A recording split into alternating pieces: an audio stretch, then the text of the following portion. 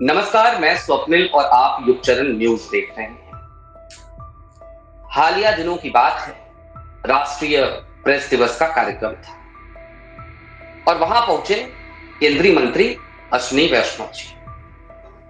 अब चूंकि उनका डिपार्टमेंट है, पहुंचना जरूरी था।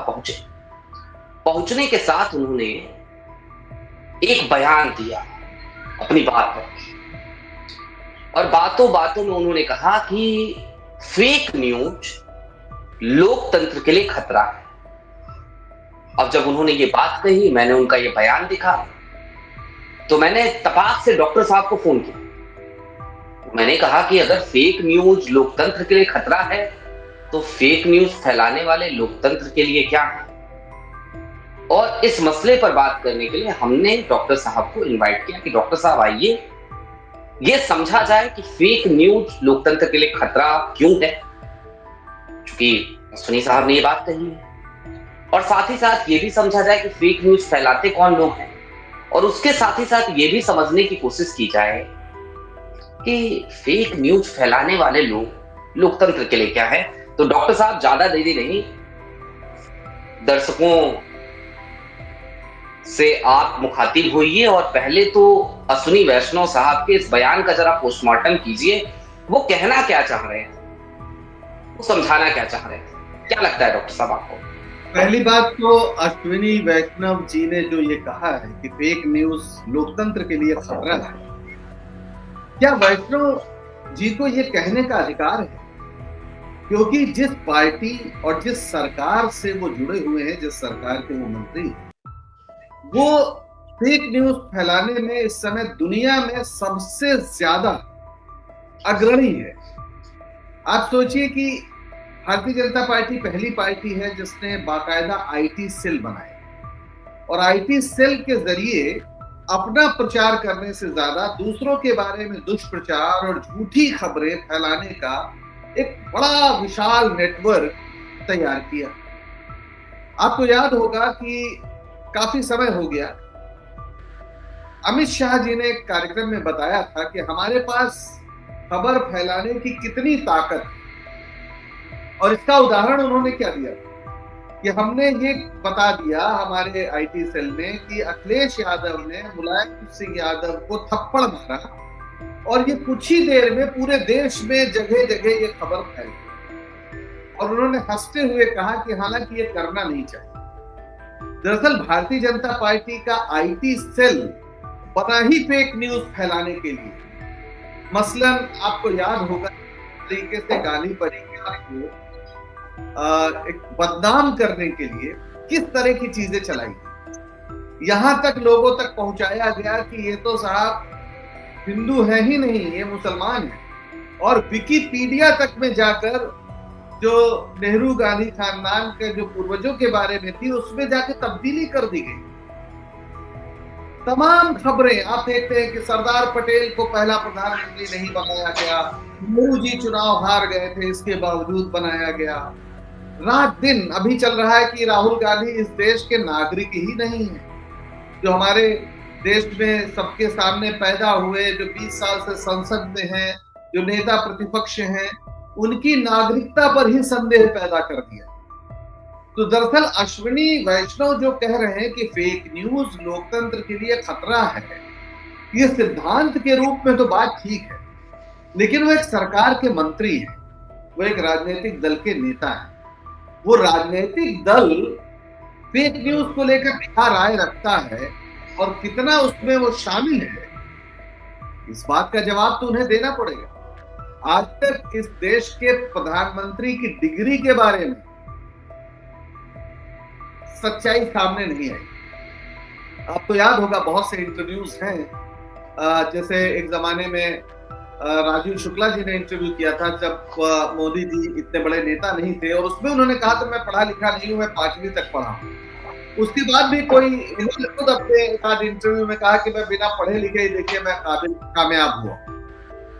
और उनकी डिग्री को बाकायदा बीए और एमए एंटायर पॉलिटिकल साइंस से वो देश के केंद्रीय मंत्री थे उस समय अरुण जेटली जी और अमित शाह जी ने देश के पत्रकारों के सामने पेश किया। लेकिन उसमें जो रोल नंबर है उसको दिल्ली यूनिवर्सिटी ने आज तक सत्यापित नहीं किया, कहा हम इसकी जानकारी नहीं देंगे। इससे ज्यादा फेक न्यूज क्या हो सकती है कि भारत के प्रधानमंत्री की डिग्री के बारे में हम और आप नहीं जानते और झूठ बोल दिया गया। माननीय मोदी जी लगातार खुद को अविवाहित बताते रहे। पहली बार 2014 के चुनाव के पहले उन्होंने फॉर्म में ये भरा कि उनका विवाह हुआ है और उनकी पत्नी यशोदाबेन है। अब यशोदाबेन से उनके क्या रिश्ते हैं, क्यों प्रधानमंत्री आवास पे नहीं आ सकती हैं, वो सब एक अलग किस्सा है, उस पर मैं नहीं जाऊंगा। लेकिन भारत के प्रधानमंत्री विवाहित हैं या नहीं है, इसको भी इस देश के सामने झूठ बोलकर लंबे समय तक छिपाया। तो फेक न्यूज को लेकर इस सरकार की जो समस्या है वो दरअसल उन यूट्यूबर्स से है, सोशल मीडिया के उन पत्रकारों से है, दरअसल जो सही खबरें लाने की कोशिश करते हैं, जो बताते हैं कि इस देश में क्या क्या हो रहा है, और जब वो आईना दिखाते हैं तब ये कहते हैं कि फेक न्यूज है। क्योंकि जो कथित मुख्य धारा का मीडिया है, जो टेलीविजन चैनल्स हैं, जो समाचार के अन्य माध्यम है, उस पर तो इन्होंने कब्जा कर लिया। तो ये वो चाहते हैं कि जो वो बोल रहे हैं बस वही समाचार सामने आए। रेलवे के बारे में कोई दूसरा समाचार ना है, रेलवे में बस ये आए कि कैसे, वैष्णव जी रेल मंत्री इसलिए कह रहा हूं कि साहब वंदे भारत चल रही है, लेकिन ये ना आए कि वंदे भारत आधे से ज्यादा खाली चल रही है और वंदे भारत का जो किराया है उसी किराए से के आधे में आप शताब्दी में सफर कर सकते हैं और जो समय लगेगा आपका उसमें बहुत फर्क नहीं पड़ेगा। दिवाली में अपने घर गया, रायबरेली जाना था मुझे, एक स्पेशल ट्रेन से महीना भर पहले मैंने रिजर्वेशन कराया परिवार को, और पता चला कि वो ट्रेन ऐन दिवाली के दिन जब मुझे जाना था वो कैंसिल हो गई। और किस तरह से भेड़ बकरियों की तरह लोग ट्रेन में सफर करते हैं, ये खबर जो छपती है तो अश्विनी वैष्णव को बड़ी तिलमिलाहट होती है। वो चाहते हैं कि ये सब खबरें सामने ना आए और ये सब दरअसल फेक न्यूज है। सच्चाई इसका ठीक बात है डॉक्टर साहब, वो झूठ है, जो झूठ है वो सच जी। डॉक्टर साहब एक रोचक किस्सा याद आ गया, इसलिए मैं बड़ी देर से अपनी हंसी रोक के बैठा था और मैं चाहता हूं दर्शकों को वो जानना चाहिए, क्योंकि आपने उस बात का जिक्र किया, आपने बात की प्रधानमंत्री मोदी जी की डिग्री की, बात फेक न्यूज की हो रही है। और मुझे हालिया दिनों में कुणाल शुक्ला एक बड़े अच्छे आरटीआई एक्टिविस्ट हैं, तो उन्होंने एक आरटीआई लगाई और पूछा कि भाई गुजरात यूनिवर्सिटी में पहली बार कंप्यूटर कब आया, कब खरीदा गया, इसकी जानकारी जरा उपलब्ध करा दी जाए, क्योंकि प्रधानमंत्री के जो डिग्री थी वो कंप्यूटर से प्रिंट हुई थी, तो उस पर एक सवाल था। मजे की बात यह है डॉक्टर साहब, आपको भी जान के हैरानी होगी, जवाब जो मिला है वो जवाब बड़ा मजाकिया है और बड़ा मतलब वो काफी सारे संदेह और खड़े करता है। कुणाल शुक्ला साहब को जवाब दिया गुजरात यूनिवर्सिटी ने कि गुजरात यूनिवर्सिटी ने कभी कंप्यूटर पहला खरीदा ही नहीं, पहला कंप्यूटर गुजरात यूनिवर्सिटी को उपहार स्वरूप मिला था, लिहाजा वो कब खरीदा गया, किस सन में खरीदा गया, कहां से खरीदा गया, उसकी कोई जानकारी उपलब्ध नहीं है।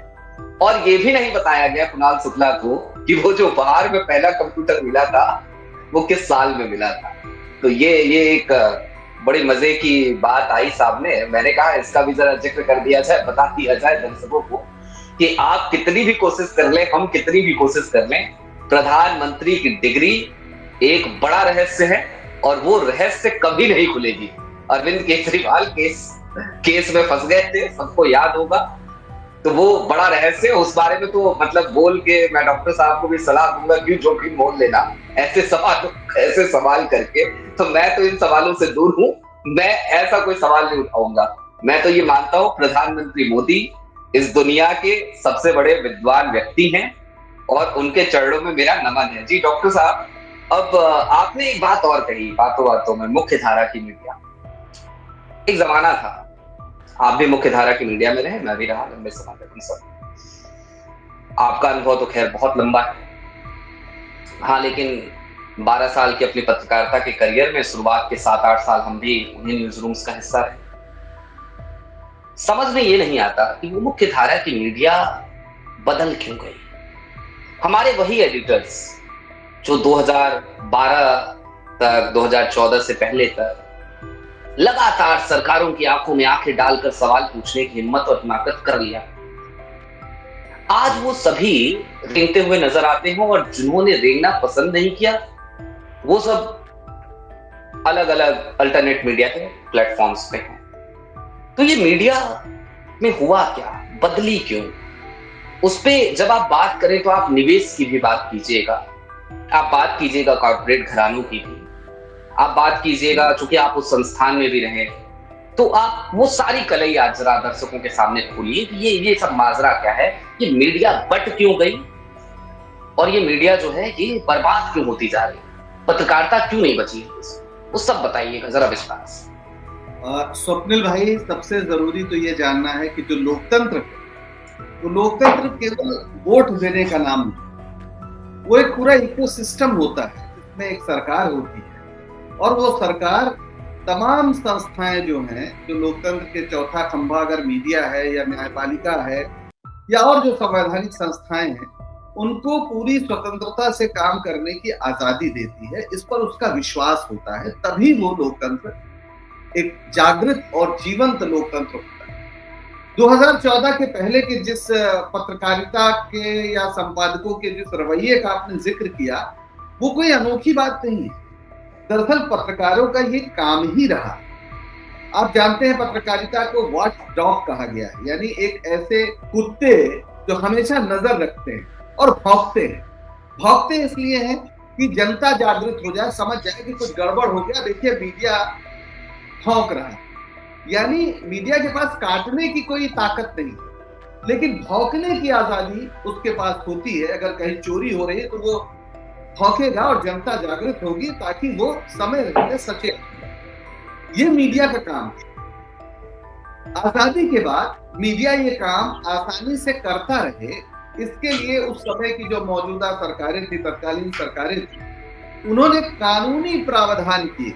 जैसे आजादी के पहले आप जानते हैं इस देश में जो प्रेस था वो कुछ मालिकों के हाथ में, पूंजीपतियों के हाथ में था। उसे झूठ प्रेस कहते थे। झूठ प्रेस इसलिए कहते थे कि उस समय ज्यादातर जो हिंदुस्तान के मिल मालिक थे, जो अखबार चला रहे थे, वो झूठ कंपनियों के भी मालिक थे। झूठ एक बड़ा कारोबार उस जमाने में हुआ करता था, तो उसे झूठ प्रेस कहते थे।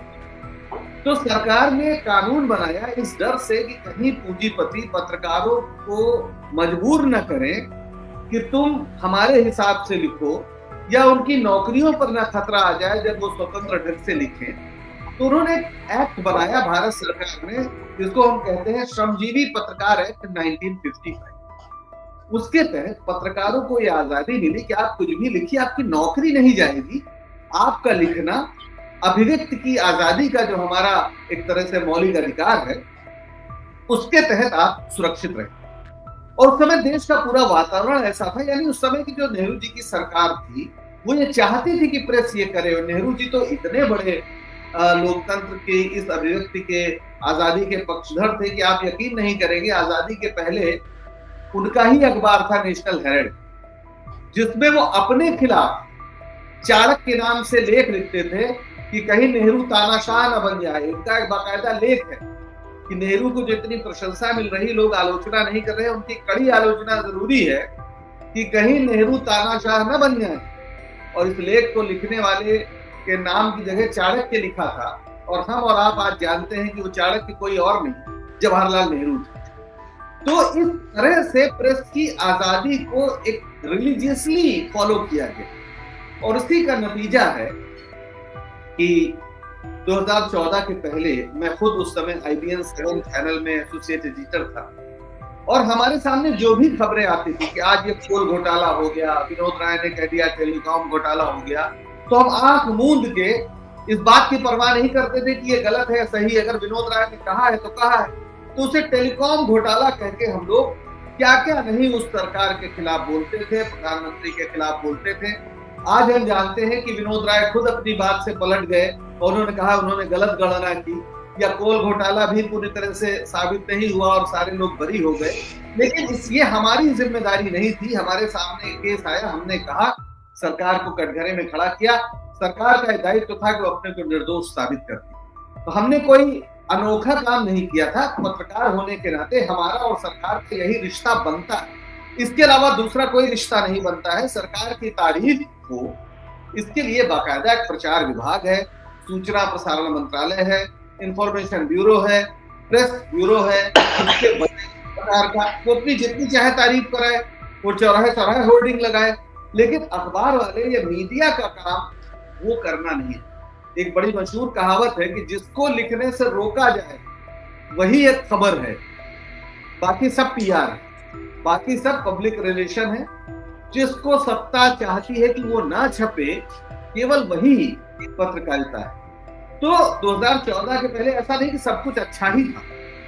बहुत से पत्रकार थे जो कॉम्प्रोमाइज थे, जो हम कह सकते हैं दलाल भी रहे होंगे सत्ता के, लेकिन ओवरऑल जो सत्ता का चरित्र था, जैसे बाइलाइन अखबारों में उन्हें ही मिलती थी जो सरकार के खिलाफ कोई बड़ा धमाका करते थे, बाइलाइन मिलती थी। आज स्थिति है कि बाइलाइन खत्म हो गई, अब खबरों में आमतौर पर बाइलाइन नहीं मिलती और सरकार के खिलाफ तो बोलने की कोई आजादी ही नहीं है। तो ये किसने किया? हुआ ये कि पहले जिन पूंजीपतियों पर सरकार की नकेल थी और उनको नियम कायदे कानून से चलना था, मोदी सरकार ने इस बात को समझते हुए कि ये बहुत बड़ी ताकत है, सारे उन कॉर्पोरेट मालिकों को नियंत्रित किया और उनके आर्थिक हित खुद से जोड़े, और एक तरह से उन्हें निर्देश था कि उनका जो मीडिया है वो उनके खिलाफ नहीं बोलेगा, इस बात की गारंटी की जाएगी। और इस बीच जो ये मीडिया था उसके पत्रकारों को कोई सुरक्षा भी नहीं थी नौकरी की, उसे कभी भी 1 महीने की नोटिस देके हद से हद निकाला जा सकता था। तो जो पहले के दौर में पत्रकारों को सुरक्षा थी वो सुरक्षा नहीं रही, सब लोग कॉन्ट्रैक्ट पे हैं, 1 महीने की उससे निकाला जा सकता है। दूसरा, इस देश में क्रॉस मीडिया होल्डिंग को लेकर जो पहले चिताया था, इस देश में संसदीय समिति की रिपोर्ट भी है, वो काम नहीं हुआ। यानी एक मालिक है, वो अखबार भी निकाल सकता है, टीवी भी चला सकता है, वेबसाइट भी चला सकता है, सोशल मीडिया प्लेटफॉर्म भी चला सकता है, यानी वो एकाधिकार कर सकता है। और ये हमने देखा कि इस समय 70% से ज्यादा जो मीडिया है इस देश में सिर्फ अंबानी के हाथ में, बचा खुचा जो है उसे अडानी ले गए। आपने देखा होगा कि एनडीटीवी, जो प्रणव राय क्योंकि खुद एक पढ़ाई लिखाई के शिक्षक और पत्रकार की पृष्ठभूमि से आते थे, वो एनडीटीवी एक तरह से उन मूल्यों पर चलना चाहता था या चलता था काफी हद तक जो पत्रकारिता के घोषित मूल्य हैं। उन पर छापा पड़ा, उन पर तरह तरह की धमकियां दी गई, उन पर तरह तरह की कार्रवाई हुई और अंततः वो चैनल मजबूर किया गया कि वो अडानी को बेच दिया। और उसके बाद क्या हुआ, जब अडानी जी के पास चला गया, सब कुछ हो गया, तो कुछ दिन पहले की बात है, सीबीआई ने अपनी क्लोजर रिपोर्ट दाखिल की और उसमें कहा नहीं, इसमें जो आरोप लगे थे वो गलत थे। यानी प्रणव राय से आपने वो चैनल डकैती डाल के छीन लिया और आपके पास कोई उनके खिलाफ कुछ भी नहीं है, सीबीआई खुद कह रही है। तो आखिर उन पर आरोप लगाने का मकसद क्या? उन पर आरोप लगाने का यही मकसद था कि चूंकि वहां पे सवाल उठाए जाते थे, रवीश कुमार शो करते थे, बहुत से ऐसे प्रश्न पूछते थे जिससे मोदी जी को परेशानी होती थी, तो उन्होंने वो चैनल ही खरीदी। पहले पत्रकारों को खरीदा जाता, कुछ संपादकों को खरीदा जाता। कॉर्पोरेट मीडिया के साथ समस्या यह है कि उसके 50 धंधे हैं, तो वो मीडिया हाउस चलाने के लिए कोई कॉर्पोरेट कंपनी नहीं बनी, बल्कि वो अपने धंधों को बचाने के लिए, उनको सुरक्षित रखने के लिए वो मीडिया का एक हाउस खोलता है और उन तमाम लोगों के धंधे सुरक्षित रहे, इसके लिए सरकार की ओर से निर्देश है कि आपका मीडिया जो है वो बोलेगा नहीं हमारे खिलाफ। तो वही पत्रकार जो पहले खुल के बोलते थे, आज वो अपनी रोजी रोटी को बचाए रखने के लिए, अपनी नौकरी को बचाए रखने के लिए वो सब कुछ कर रहे हैं जो ये सरकार चाहती है। यहां तक समझ में आता है कि आप इस सरकार की तारीफ करिए, आप ये कहिए इस सरकार की नीति बड़ी अच्छी है, आप कहिए कि सरकार जो कृषक कानून लाई है वो अच्छा है, किसान जो है बेवजह परेशान है, चलो ये भी समझ में आया। लेकिन आप सुबह से शाम तक इस देश में पैदा करने के लिए एक से खतरनाक शो करते हैं, आप लगातार ऐसी जहरीली बातें करते हैं जिससे किसी भी देश में गृहयुद्ध हो सकता है। और आपको जानकर आश्चर्य नहीं होना चाहिए कि जो रेडियो रवांडा था, आप रवांडा एक दक्षिण अफ्रीका का देश है जहां पर रेडियो ने ऐसे ही दो समुदायों के बीच, आदिवासी समुदायों के बीच जहर भरा, नतीजा हुआ उस देश में नरसंहार हुआ। और उसके बारे में जो एक जेनोसाइड वॉच नाम की इंटरनेशनल संस्था है, उसने बाकायदा सचेत किया था। और आज वही संस्था भारत के बारे में हमें सचेत कर रही है।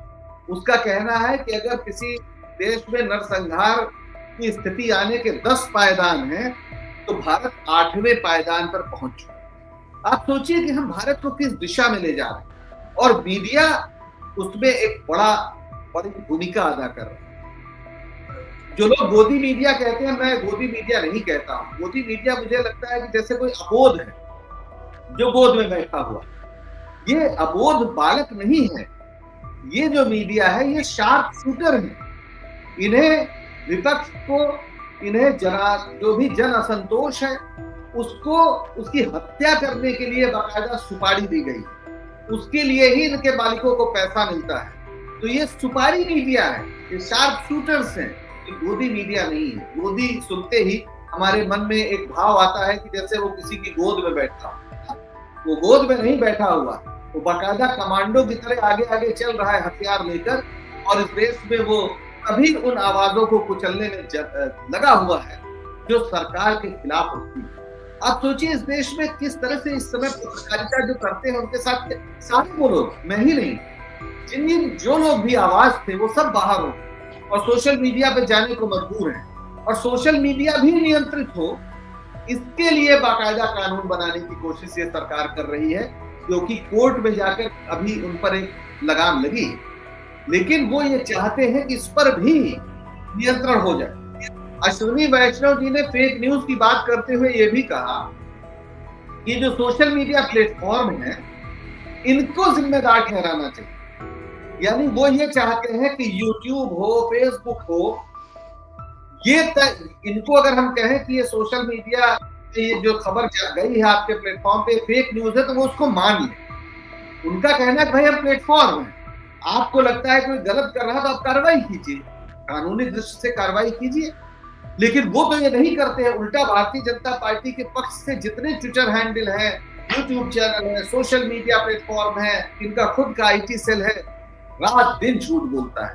कभी इन्होंने किसी पर कार्रवाई नहीं। और मेरा दावा है कि अगर मौजूदा कानून के तहत ही ये सरकार कुछ लोगों पर कार्रवाई कर दे तो लोग झूठ बोलना, झूठ फैलाना बंद कर देंगे। लेकिन इस सरकार ने झूठ को, फरेब को, नफरत को संगठित करके ही सरकार बनाई है। इसलिए वो फेक न्यूज के खिलाफ कुछ बोलती है तो इससे बड़ी फेक बात मुझे नहीं लगती।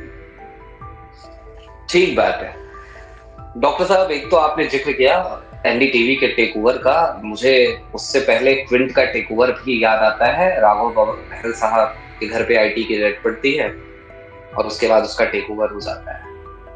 IANS जो एजेंसी है, अग्रणी एजेंसी है देश की, जैसे ANI न्यूज एजेंसी है, PTI न्यूज एजेंसी, उसी तरीके से उसमें भी 50% से ज्यादा शेयर होल्डर इस समय गौतम अडानी साहब। और अंबानी साहब का तो आपने बताया ही, क्योंकि आप तो उन चैनलों में भी रहे जो बाद में न्यूज 18 ग्रुप का हिस्सा बन गए, न्यूज 18 एक कंपनी बन गई और अडानी साहब का टेक ओवर हो गया। लेकिन ये सब तो हुआ, हम सब जानते हैं, ये सब इतिहास है। लेकिन अब एक चीज और, अश्विनी वैष्णव साहब ने जब फेक न्यूज का जिक्र किया है तो एक किरदार है जिसका जिक्र करना जरूरी है, किरदार अमित मालवीय का। मैं एक इनसाइड इंफॉर्मेशन पहले दर्शकों से शेयर कर देता हूं। मेरा एक मित्र है, वो बड़ा करीबी रिश्तेदार है अमित मालवीय साहब का। इतना करीबी है कि आप ये कह सकते हैं कि उनके कुनबे से आता है। इतना करीबी है कि वो अमित मालवीय को दादा कहता है। अमित मालवीय कभी अगर मुझे पर्सनली फोन करेंगे तो मैं उस व्यक्ति का नाम नहीं बताऊंगा, लेकिन वो समझ जाएंगे ये सुनने के बाद। तो उसने उनके घर की एक घटना का जिक्र किया और अमित मालवीय के पिता से, बड़े सुलझे हुए व्यक्ति, तो थोड़ा सा ये व्यक्तिगत हो रहा है लेकिन फिर भी बताना चाहिए कि अमित मालवीय जब चुनाव लड़ने की बात सोचते हैं तो उनके पिताजी उन्हें मना करते हैं और सीधे तौर पे कहते हैं कि तुम नौकरी कर रहे हो, नौकरी करो, चुनाव मत लड़ना। अब ये जो नौकरी का कल्चर है एक पॉलिटिकल पार्टी में, हमने सुना था वॉलंटियर होते हैं, कार्यकर्ता होते हैं, अमित मालवीय नौकरी करते हैं भारतीय जनता पार्टी। ये जो नौकरी का कल्चर है और ये नौकरी करने वाले लोग प्रोफेशनल्स हायर करते हैं, फेक न्यूज फैलाने की जो एक इंडस्ट्री, और आपने खुद जिक्र किया अमित शाह के उस भाषण का जो उन्होंने राजस्थान में दिया था, संभवतः 2018-19 की बात या उससे पहले की, मतलब मुझे ठीक ठाक याद नहीं है वो समय, लेकिन अमित शाह का वो बयान याद है राजस्थान। तो अब ये जरा समझा जाए चलते चलते आखिरी समय में कि अमित मालवीय को लेके आती है भारतीय जनता पार्टी और एक बकायदा एक नया कल्चर डेवलप होता है पॉलिटिकल पार्टी के भीतर। और आजकल हालांकि कांग्रेस की भी अपनी एक आईटी सेल है, लेकिन भारतीय जनता पार्टी इसकी शुरुआत करती है बकायदा पेरोल पे लोगों को लाकर। क्या इससे देश की मीडिया पे कोई नेगेटिव इम्पैक्ट पड़ा? और जो लोग खुद ये काम करा रहे हैं वो कहने का अधिकार नहीं रखते, ये तो सच्चाई है, लेकिन फिर भी अगर कह रहे हैं तो इसको कैसे देखा जाए? देखिए, पहली बात तो ये है कि मैं ये मानता हूं किसी लोकतंत्र में किसी भी पार्टी को, किसी भी सरकार को अपनी बातों को प्रचारित करने का अधिकार।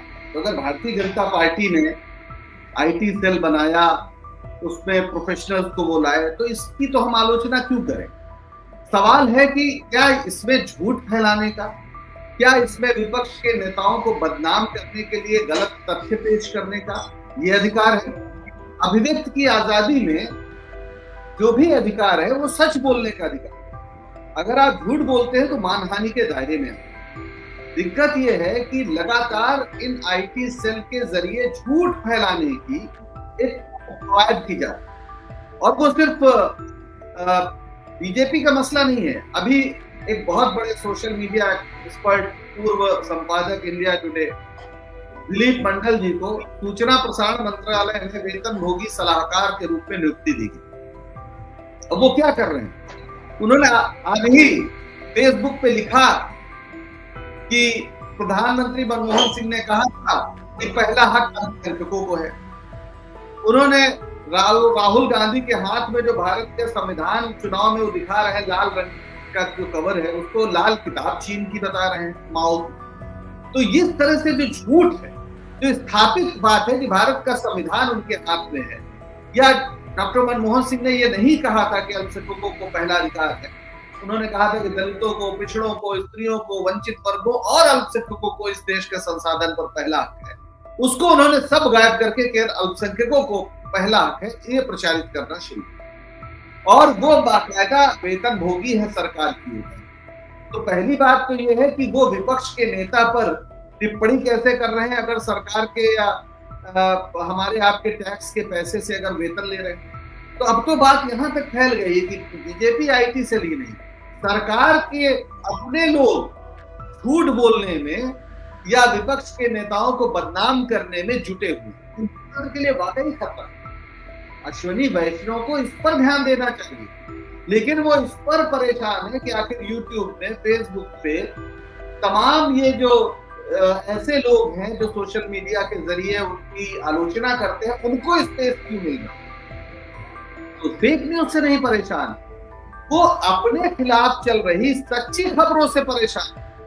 फेक न्यूज के तो सबसे बड़े प्रणेता वो खुद है, ये सरकार है। और इसीलिए पिछले दिनों आपको याद होगा एक कानून बनाया गया जिसमें कहा गया कि पीआईबी देखेगा कि कौन सी खबर सही है और कौन सी गलत है, और अगर कोई गलत खबर होगी तो उसे हटाना पड़ेगा। इसके खिलाफ कोर्ट गए, जो आप जानते हैं जो बहुत स्टैंड अप कॉमेडियन है जिनका कुणाल कामरा और भी कई लोग, और कोर्ट से, हाई कोर्ट से इस पर रोक लगी। तो सरकार का इरादा ये है कि वो बताएगी कि कौन खबर सही है, कौन खबर गलत है। इस देश में संपादकों की एक संस्था हो जो ये काम करे तो समझ में आता है, लेकिन उसे तो कोई अधिकार सरकार देने को तैयार नहीं। प्रेस काउंसिल को कोई अधिकार देने को तैयार नहीं है कि वो अगर कहे तो कोई कार्रवाई हो। वो खुद ये अपने अधिकार चाहती है कि हम जिसको झूठ कहें वो झूठ, हम जिसको सच कहें वो सच। तो पहली बात तो ये है कि इस पूरे जो वैष्णव जी का बयान है, इसकी नीयत पर गंभीर खतरा, गंभीर शक हमें नजर आता है। वो कहीं से भी ईमानदार नहीं है, क्योंकि अगर ईमानदार होते तो भारतीय जनता पार्टी या सरकार की ओर से फेक न्यूज प्रचारित न की जाती। अभी आप देखिए कि किस तरीके से पूरे चुनाव के दौरान फेक न्यूज प्रसारित की जा रही है। कहा जा रहा है कि साहब कांग्रेस चाहती है कि सब कुछ आदिवासियों से लेकर मुसलमानों को दे दिया जाए। अब इसका क्या आधार नहीं समझ में आता, लेकिन वो बोल रहे हैं। तो लगातार झूठ बोलना, झूठ की फैक्ट्री चलाना, और इसके लिए बड़े प्रयास किए। आपको पता होगा इस्राइल से पेगासस नाम का यंत्र बाकायदा मंगाया गया।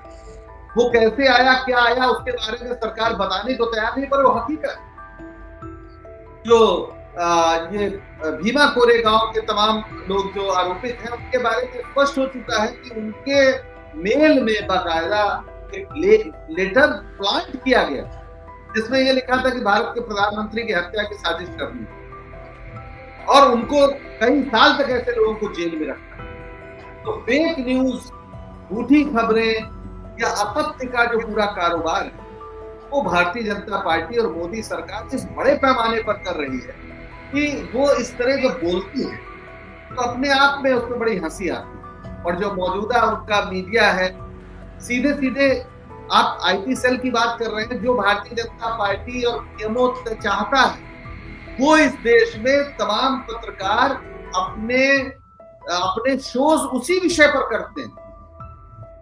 आप देखिए तो कई बार आपको आश्चर्य होगा कि आप अलग चैनल देख रहे हैं, एक ही चैनल देख रहे हैं। आज का ये एजेंडा जो वहां से तय हो गया, पीएमओ के एक अधिकारी, मैं नाम नहीं लूंगा, उसका यही काम है। वो बाकायदा एजेंडा बताते हैं कि आज इस पर बहस होगी, और सभी चैनल वही बहस करते हैं।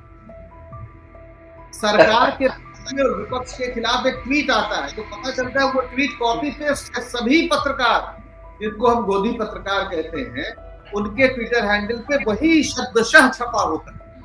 तो पूरी तरीके से फेक नैरेटिव को, फर्जी खबरों को, फर्जी धारणाओं को बनाने और उन्हें प्रसारित करने में ये सरकार पूरी तरीके से लगी।